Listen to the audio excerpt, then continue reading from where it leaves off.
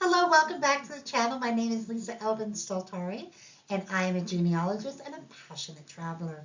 Over the last several years, I have been focusing my attention on les filles du roi and les filles mariées. Today, we are focusing on les filles du roi, a series I began way back in 2021. We're on episode 302. There are about 700 of them in all, I believe. I don't know the exact count just yet. I just keep doing them. And I will get through all of them. That's my goal. And before we begin today's episode, let me show you ways you can help the channel and me as well. By subscribing, liking, and notifying, you will then help the logarithms of YouTube find other viewers. So that's really important. And then on a financial level, if you want to up the game, if you were, and join the membership. We have memberships that start at 99 cents a month, and they have a perk in them as well, all the way up to $24.99 per month, and that gives you all kinds of bells and whistles.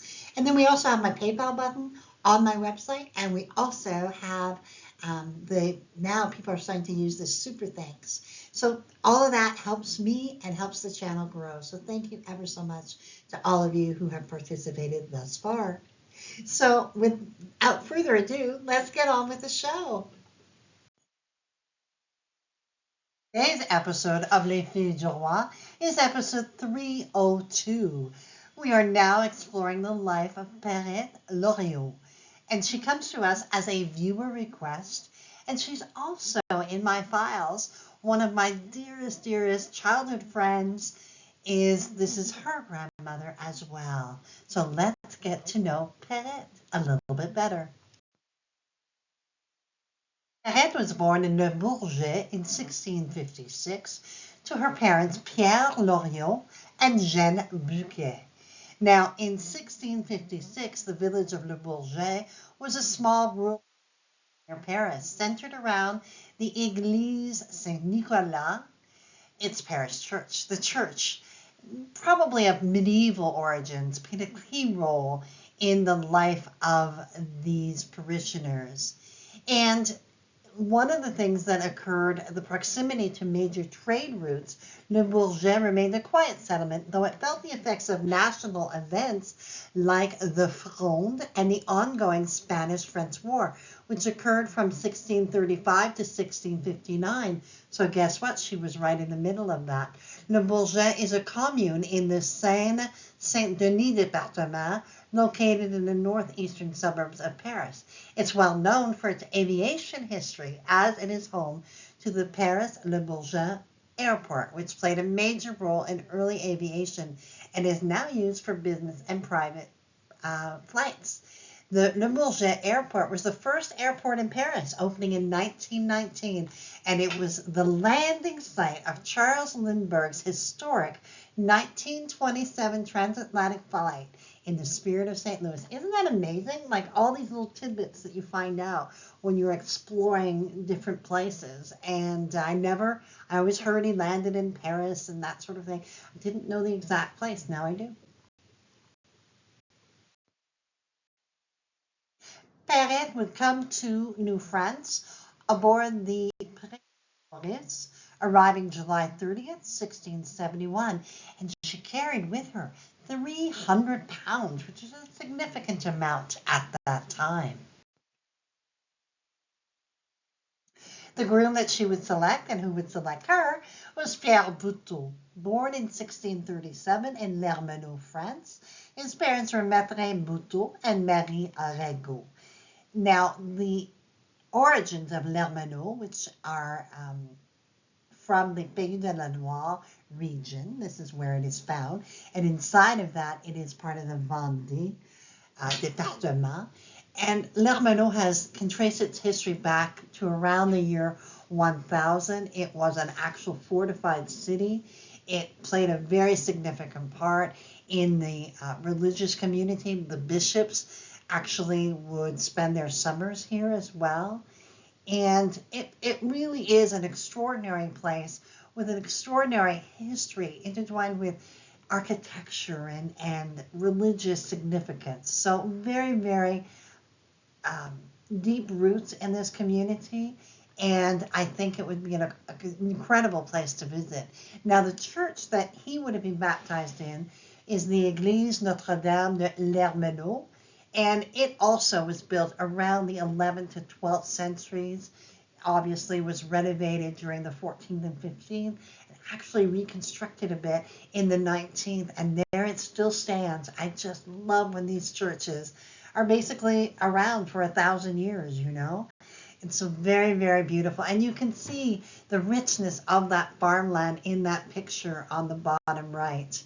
Absolutely beautiful. Come to New France around 1660. We believe that he worked out his engagement, and by 1667, he's listed as an owner of land with one arpent. Voilà. He came to New France as a plowman. So that was a very important skill that he brought with him. Now, he was a pretty handy fellow. I mean, he had been in the country for almost a decade. Obviously, he planned and he built, and finally he met the love of his life, and they were married on October 21st, 1671, at Saint-Anne-de-Beaupré, and she would receive £50 from the king. The family would settle on Ile d'Orléans, which is located in the St. Lawrence River, about 3 miles east of downtown Quebec City. The island was one of the very first parts of the province to be colonized by the French, and a large percentage of French Canadians can trace their ancestry to early residents of this island. The island has actually been described as a microcosm of traditional Quebec and as the birthplace of Francophones in North America. It wasn't always called Ile d'Orléans. It actually, at some points, was called Grande Ile, Sainte-Marie, Saint-Laurent, but eventually it was named Ile d'Orléans in honor of Henry II, the Duke of Orléans, who happened to be the second son of King Francis I. The early French settlers were attracted to the island because of its fertile soil. In 1661, the first parish of Saint-Famille was founded, followed by 4 others in 1679 and 1680. By 1685, there were about 1,200 people who lived on the island. And I want to draw your attention to this middle map where you can see different parishes, if you will. It's very, very important to know where your people were. So were they at Saint-François or Saint-Jean, Saint-Famille, Saint-Pierre, Saint-Laurent, or Saint-Petronille? Establishing that will help you fine-tune where they might have lived, where the records are for them, and what church, because each parish has its own church, obviously. And some of these pictures were taken when I was there in 2023 for the very first time, I'll tell you, and I was blown away. And I lived in Quebec for a good 36 years and never got the opportunity, never took the time to go to Ile d'Orléans. And it took a major road trip for me to actually do it. And I have to tell you, I'm going back because there's so much to discover. And when you're standing on that island, and if you have people that were there, you will feel, I hope, what I felt, that almost historical, mystical thing. I don't want to get too romantic, but it really is a profoundly mystical place. They would go on to have 8 children. Pierre would marry Marie Carbonneau, and they would have 10 children, 4 of whom reached adulthood. Marie-Madeleine would marry Pierre Duchesne and would have 1 child who did survive. Pierre's mother was Catherine Rivet, a fille du roi, number 63, that we profiled. And I will also give you the link in the notes. She then married Dominique Gagne and would have 5 children, 4 of whom made it to adulthood. Saint-Fourier did not marry, and the research indicates that he lived until at least 33. François married Marie Gessereau and would have 3 children, all of whom made it to adulthood. Marie's mother was fille du roi Marie Magny that we profiled in episode 54, and I will also provide the link for you there. Claire married Jean-Baptiste Gagne and would have 11 children, 6 of whom would make it to adulthood. According to the research, Joseph drowned at the age of 23. Marguerite married Joseph Loriot and would have 9 children, 6 of whom survived, 5 who left descendants. Joseph's mother was Fille du Roi Marguerite Herden, who we profiled in episode, I believe, 168, and I have provided the link as well. And finally, we have Françoise, who married Jacques Baudon and had 8 children, 7 of whom survived. And then she married François Dupont and had 6 more children, 4 of whom did survive. In the 1681 census, we see Pierre Buteau, 44, Perrette, 25, enfants are Pierre, Madeleine, Saint-Fourier.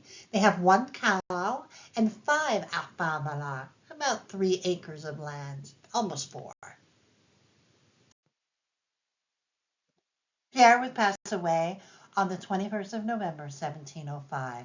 He and Perrette would have been married 34 years. He would die at 68 years of age. Perrette would live on for another 25 years, dying at the age of 74 in 1730. She would be buried at Berny-sur-Mer. Her oldest son, Pierre, was living there, so presumably at that point she was living with him. And she would leave us with 61 descendants. For those of you who'd like to dig a little deeper, you have Pierre Buteau, who is the subject of a biography in the volume number 20, actually, of our French-Canadian ancestors. You can access that through many different ways, but one of the easiest is to go on Facebook, join the group, our Free French-Canadian Ancestors, and download the file for you, and you will see all kinds of really interesting facts as well. I really love that Facebook group. I think it's wonderful. And you can also access this book possibly through a library. On eBay you could purchase it. And so there's all kinds of, this is a series of 30 books that was created in the 80s, I believe, and it is really out of print. So absolutely have a look at that. I hear word that Family Search may have some of these as well. So more power to you, and you can find out more about Pierre and Perrette in that biography. It's probably about 8 pages of information on him. There can be no finer tribute than to find your ancestor on that beautiful statue and monument at the island of Orleans. That's a picture I took actually while I was standing there. And I managed to get all of the different up-close pictures so that I could one day refer to each and every one of these amazing years. And here we find Pierre Buteau and Perrette Loriot. There they are for time immemorial. So if you are one of the descendants of this wonderful couple, it would be wonderful for you to stand in front of that monument and realize all that they gave to the island. So ends our story of Perrette and Pierre. And I love the story. I thought it was a beautiful love story. And the fact that they would become pioneers at Ile d'Orléans and have their names on that plaque is just amazing. And their names are even kind of connected with Pierre and Perrette. And I absolutely thought they were a special couple. So if you are one of the descendants, I think you're very lucky. And we want to thank Perrette for making the journey to New France and making certain that her life and her legacy live on. Thank you so much, Perrette. And thank you also to my patient supporters and subscribers. I truly, truly am so grateful for your support and for your wisdom to guide me. Sometimes when I'm like, oh, try this or try that.